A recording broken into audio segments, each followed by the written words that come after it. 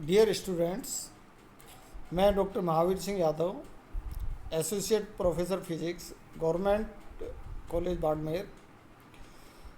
आज आप लोगों को BSc part second physics paper third electronics का टॉपिक एल सेक्शन फिल्टर के बारे में अपना व्याख्यान देने वाला हूं।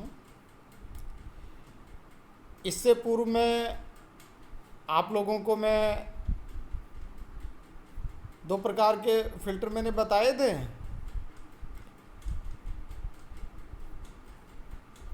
और उस स्थिति के अंदर हमने देखा था कि वहाँ जो उर्मिका गुणांक है उसका मान एक नियत मान से कम नहीं कर पाते हैं। तो ऐसी स्थिति के अंदर उर्मिका गुणांक का मान किस तरह से कम किया जाए,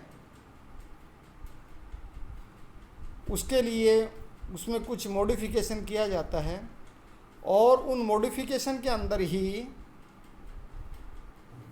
एक ये एल सेक्शन फिल्टर निकल करके आता है।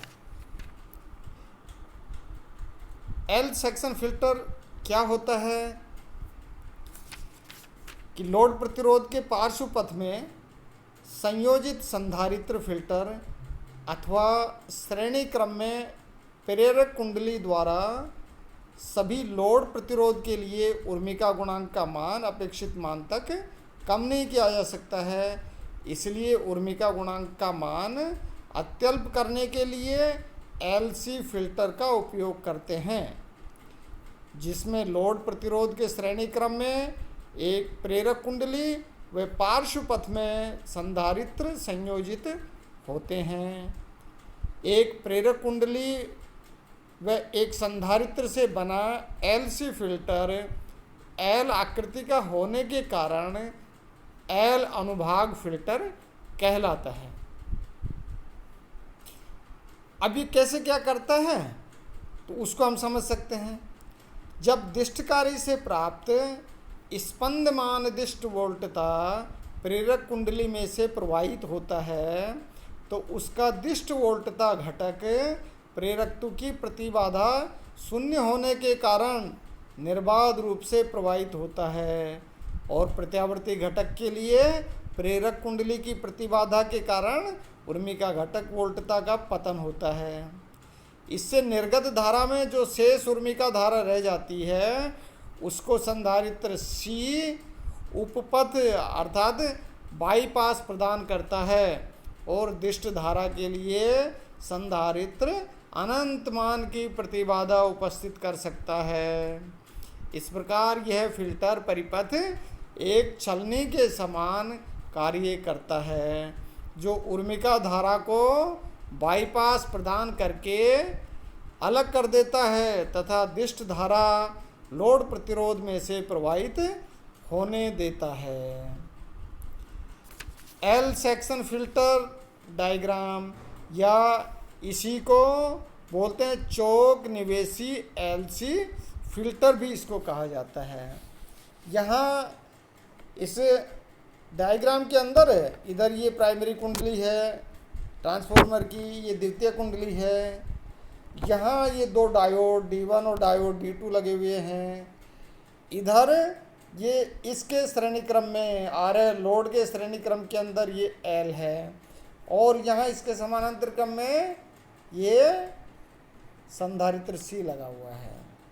तो इस तरह की जो व्यवस्था है ये व्यवस्था एल सेक्शन फिल्टर या इसको चौक निवेशी एलसी फिल्टर के नाम से इसको जानते हैं।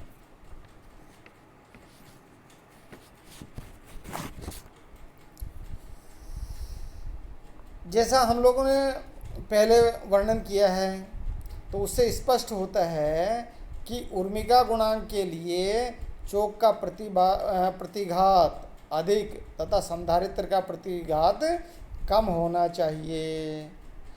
गणितीय रूप में एल अनुभाग अर्थात एल सेक्शन फिल्टर या दूसरे रूप में कहें चौक निवेशी फिल्टर का जो विश्लेषण करने के लिए फिल्टर के निवेश पर प्राप्त वोल्टता तरंग रूप के फूरिये विस्तार का उपयोग करते हैं, जैसा हम लोगों ने पहले किया है। अब यहाँ इसके अंदर कैसे कर सकते हैं हम इसको, और आगे इसके अंदर दिखा सकते हैं कि इसमें ये जो एक पूर्ण तरंग दृष्टिकारी से प्राप्त जो स्पंदनमान वोल्टता का फूरियर प्रसार है, वो उसको इसी इक्वेशन के द्वारा रिप्रेजेंट कर देते हैं, या इसके अंदर ये रिप्रेजेंट कर दिया है।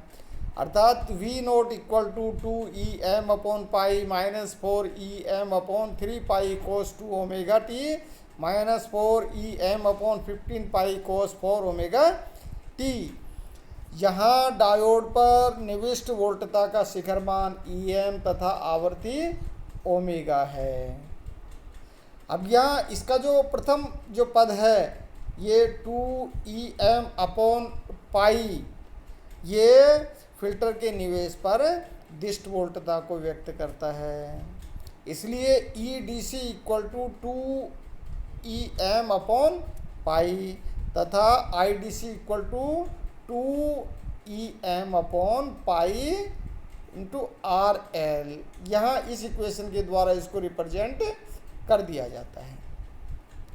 यहाँ दिष्ट धारा के कारण लोड प्रतिरोध RL के सिरों पर निर्गत वोल्टता EDC है। इस समीकरण का दूसरा तथा तीसरा पद द्वितीय तथा चतुर्थ हार्मोनिक्स को व्यक्त करता है, जिसे फिल्टर द्वारा पृथक करना होता है। चूँकि उच्च हार्मोनिक वाली वोल्टता का मान द्वितीय सन्नादी वोल्टता अर्थात प्रथम उर्मिका पद की तुलना में नगण्य होता है, इसलिए उर्मिका घटकों के केवल प्रथम पद अर्थात द्वितीय सन्नादी वाली घटकों की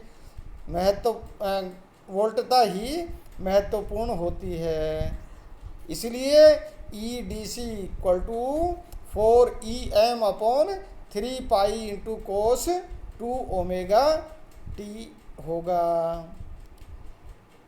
अब यहाँ इसके अंदर देखते हैं तो ऐसी स्थिति के अंदर आवृत्ति 2 ओमेगा पर संधारित्र का प्रतिघात XC equal to 1/2 omega C load प्रतिरोध RL की तुलना में नगण्य लेते हैं। इसलिए लगभग संपूर्ण उर्मिका धारा प्रेरक कुंडली तथा संधारित्र में से प्रवाहित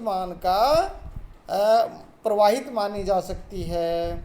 अब उर्मिका धारा IAC equal to EM/2 omega L minus 1/2 omega C इस इक्वेशन के द्वारा इसको रिप्रेजेंट कर दिया जाता है।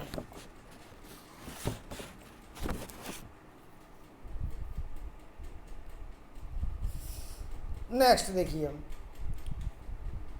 अब यहाँ इसके अंदर ये जो इक्वेशन हमने पहले लिखा है तो ये IAC equal to 4 EM/3 pi 2 omega L minus 1/2 omega C into cos 2 omega t हो गया। अब इन्हीं को थोड़ा सोल्व करते हैं तो ऐसी स्थिति के अंदर यहाँ ये इस फॉर्म के अंदर मिल जाती है अपने को।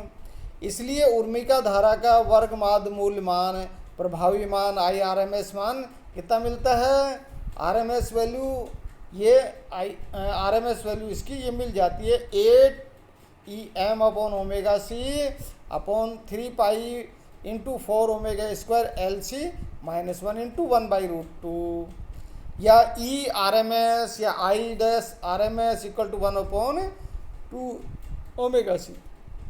इसलिए लोड का उर्मिका वोल्टता अर्थात EAC equal to 4 EM/3√2 pi into 4 omega square LC minus 1 के द्वारा इसको रिप्रेजेंट कर देते हैं। अब यहाँ इसके अंदर जो उर्मिका गुणांक है, उर्मिका गुणांक को परिभाषित कैसे किया है, उर्मिका वोल्टता का प्रभावी मान अपॉन दिष्ट वोल्टता। अब उर्मिका वोल्टता का प्रभावी मान ये रख देते हैं ऊपर से, और यहाँ इसके दिष्ट वोल्टता का मान वो रख दिया जाता है। तो ये इक्वेशन 12 से इक्वेशन 11 से ये वैल्यू इसके अंदर सब्स्टिट्यूट कर देते हैं, वैल्यू सब्स्टिट्यूट करते हैं तो अपने पास में इक्वेशन क्या मिल जाती है, ये इक्वेशन अपने को इसमें इक्वेशन 14 के रूप में अपने को यहाँ ये मिल जाती है। अब इस प्रकार उर्मी का गुणांक लोड प्रतिरोध अर्थात लोड धारा पर निर्भर नहीं करता है तथा इसके मान को न्यून करने के लिए ये आवश्यक होता है कि 4 ओमेगा स्क्वायर एल सी का मान 1 के सापेक्ष बहुत अधिक हो। अतः 4 omega square L C is very very greater than 1 के लिए और क्या आ जाता है, R equal to 0.118 upon omega square L C equal to 0.118 upon 4 pi square F square into L C. चूँकि ओमेगा इक्वल टू क्या है, 2 पाई एफ होता है। इक्वेशन 15 के द्वारा प्रेजेंट कर देते हैं। यहाँ ये जो इक्वेशन है, ये इक्वेशन काफ़ी इंपॉर्टेंट इक्वेशन है और ये इक्वेशन हमें बताती है कि जो उर्मी का गुणांक आर है वो किस किस बात पे निर्भर करती है और इस उर्मी का गुणांक का मान कैसे कम किया जा सकता है। तो यहाँ इस समीकरण में देखते हैं कि ये उर्मी का गुणांक आर है वो आवर्ती के वर्ग के अर्थात एफ स्क्वायर के, प्रेरकत्व एल के तथा धारिता सी के व्युत्क्रमानुपाती होता है। अतः कम उर्मी का गुणांक के लिए आवश्यक है कि प्रेरकत्व एल तथा धारिता सी का मान अधिक होना चाहिए। आज के लिए इतना ही। बहुत बहुत धन्यवाद।